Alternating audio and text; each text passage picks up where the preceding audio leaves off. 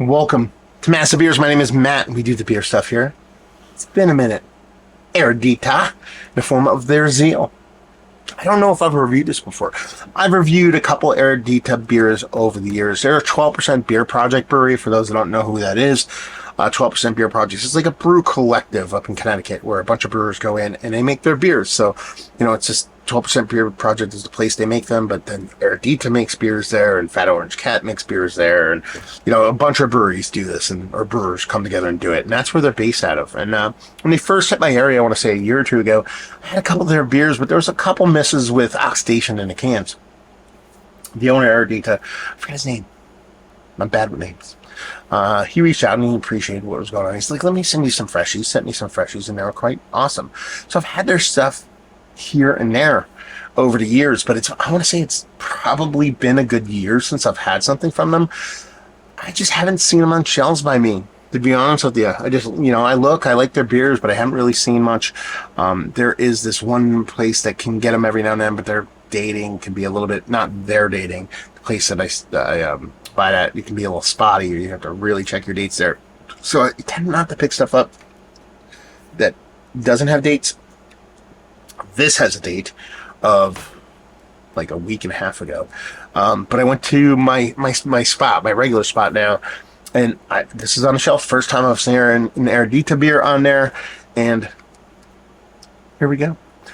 Zeal. This is a double India Pale Ale with all New Zealand hops, Waimea, as you can see down here. I love New Zealand hops. I love Waimea, so let's see where we get to. What else we got?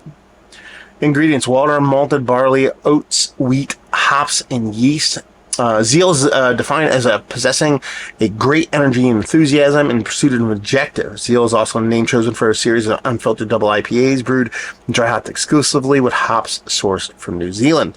This installment features Waimea. While not listed as an ingredient, we're going to show you this beer was brewed with a Zeal. Perishable. Keep cold, drink fresh. 12% beer project. 9/10/25 is the date on the sucker.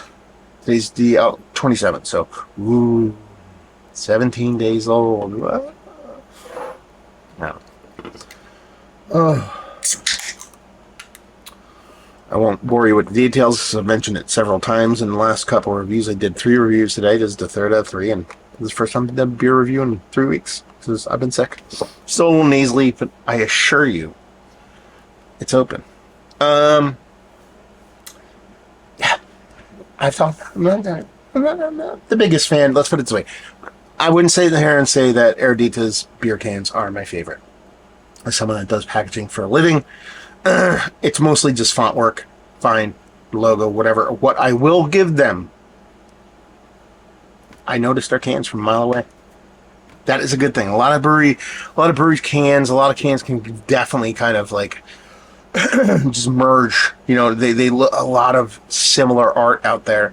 When you have stuff like this, it's easy to check out. So when I went back into that place and their stuff was on the shelf, it's like immediately I'm like, oh, Eredita beer, and that's kind of the purpose of packaging to stick out. So yeah, that looks awesome. Has that richer orange core, a little milky edge, pinky finger, super creamy, fluffy, soapy edge kind of haze. Off to a very good start. So yeah, when breweries can, Bourbon County is probably one of the best examples. You can't mistake them from a mile away. But then you see, like, for example, Foam, their cans can look like other people's can art, but they have their own label. They have a contour cut label. Can't miss that. Their specific breweries, Finback is known for their half can labels, stuff like that. Really goes a long way. Smart packaging. Anyway, like I said, looks the part. So let's give it a huff. Let's see what we get on this sucker.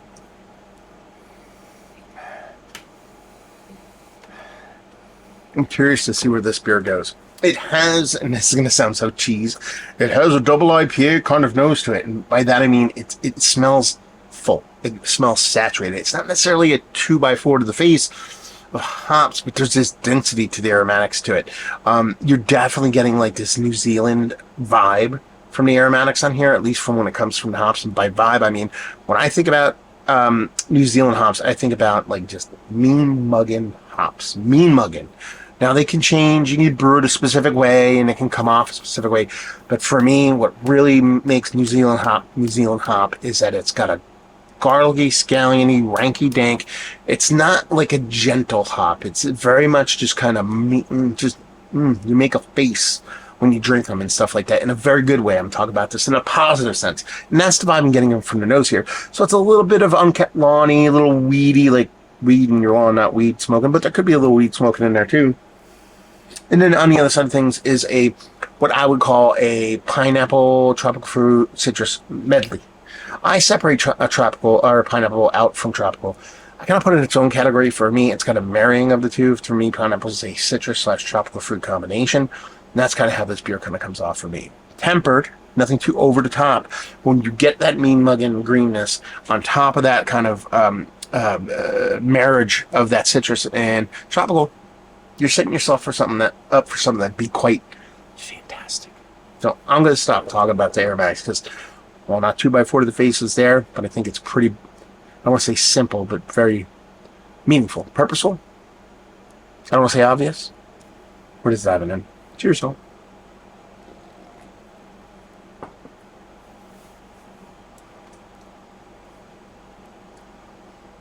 Just got that mean mugging going on, man.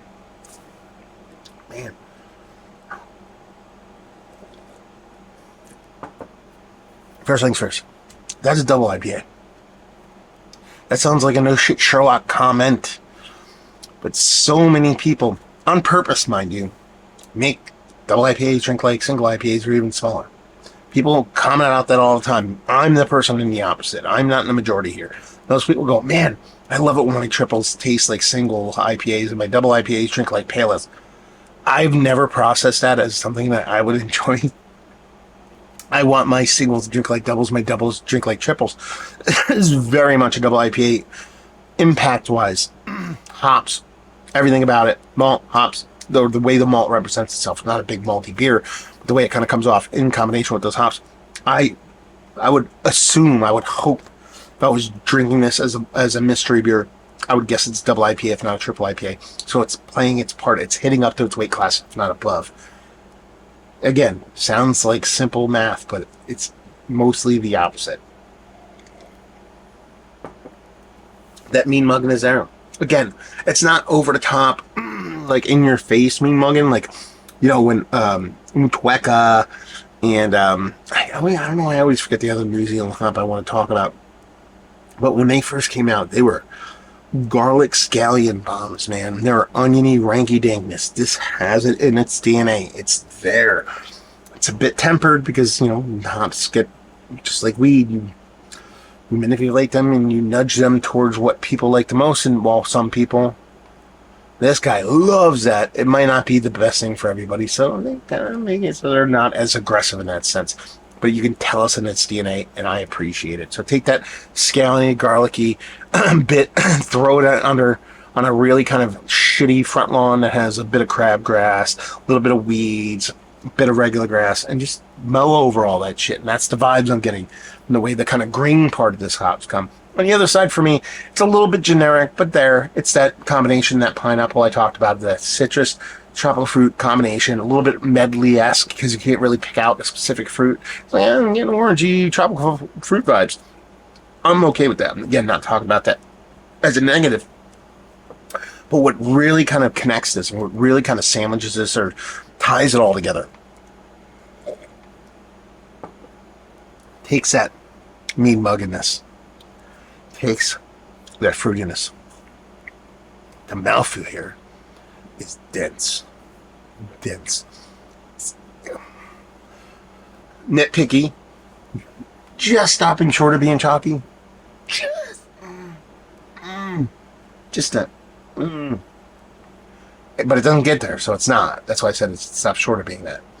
There's a little bit of that vibe on there. Maybe it's a combination of the mean mugginess on top of just the alcohol burning off, leaving a dryness on your tongue. But I wouldn't call this beer that.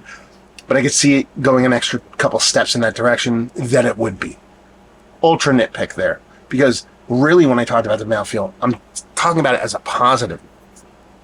And I think it goes a long way to cementing this as that beer that drinks like a double IPA, if not closer to a triple IPA, because it has this just again, dense, mean mugging mouthfeel to it. It's not super satiny, silky fluffiness. It has a density to it, has a weight to it. It's almost like you lift the beer and it's a little bit heavier than other double IPAs. So when you get that combination of just that cool hop presence on the green side of things that I don't get a ton of nowadays, but my stomach, my mouth, everything yearns for it to get that. Throw that nice hop presence on the fruit side of things on top of that, and then seal it, tie it all together with that denser kind of mouthfeel. I know I'm drinking a double IPA. I know I'm drinking a really good double IPA. Happy. This dude's happy. I might even mention this review. No, 3 reviews I did tonight. I haven't had a beer. I haven't reviewed a beer in 3 weeks, let alone had one. And to go back into it, and I said this in the other room, maybe it's because I haven't had anything in 3 weeks. All this stuff tastes good. I don't think that's the case. I think I'm savvy enough. What's the other word? Not savvy enough. Old enough. Not just age-wise, but beer drinking-wise. To know when stuff is good and bad. Whether I like it or don't like it. Those are 2 distinct different things. This is just really well done double IPA. Now, really the conversation for me comes down to, is it Mount Rushmore status? I really want to put this in there. And it's, double IPA, the top 4 I've had over the past several months, that is an extremely hard ranking to crack. It's up there, man. It's up there. I'll cheat and say if the Mount Rushmore had 6 heads on it, it's probably in there. Is it top 4? I don't know. But again, at this point, I think we're splitting hairs. I'm just saying it's really, really good hazy double IPA. It just has that. This is where the difference is. How do I say this?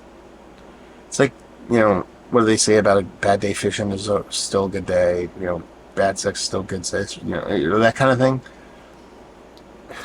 I'm not saying this is bad. Maybe I'm going on the wrong path here.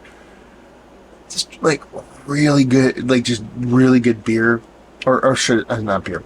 That mean mugging greenness. I get it so little that when it's in there, I kind of lean a little bit more extra into that beer's favor. Just because it gives me a flavor profile I don't get a lot, and when I get it, so maybe it's that thing where it's just like, it's just because it has that in it, it kind of tilts the scales for me.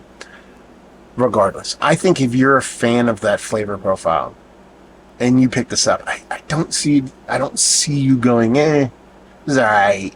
I think you really dig it. Now, are there people out there that live in the hazy hop thought, haze boy world, that this is just a little bit much for them? They don't appreciate that kind of mead mug and green. Yeah, I get it. Well, all you care about is drop out all bitterness, fruit juice, in beer form. Does this blow your mind? No. Do you still like it? I think you do. But for me, Mount Rushmore says, 6 faces, yes. Value and availability. It's the first time I picked up beer in like 3 weeks. I didn't even look at the prices. So I'm guessing this is pushing $20 a 4-pack. I'm going to leave you with, if you like, it is 12%. It might be a hair less than that. It might be 18, 19, but again, close enough. And off the shelf, it leave you with, if you like what we like this beer. Again, I always say this, it makes me laugh, but it's true. We liked all the words they said, but if you skip to this part of the video, if you like that Southern Hemisphere, New Zealand hoppy, green, mean-mugged, weedy, scaly, garlickiness, in a slightly tempered form, keep in mind, on this, compared to the ye old days, you'll love this. So there you go. Reviewing the books. Hopefully you enjoyed. Down there if you want to talk about it. Massive beers if you want to check me out doing the social media stuff. Beer Messy, podcasting stuff. Eredita. Have you been to 12% Beer Project? If you had their beers, have you had this beer? Have you had this beer or any of the other Zeal? Get it? New Zealand hops. Have you had any of the other variants of this with different hops? And have you had this one? And what are your thoughts? Or anything? Down there, let's talk about it. Hopefully you guys enjoyed the review. Hopefully you're enjoying a little bit of mean mug and doubles. We'll see you next time. Cheers, y'all.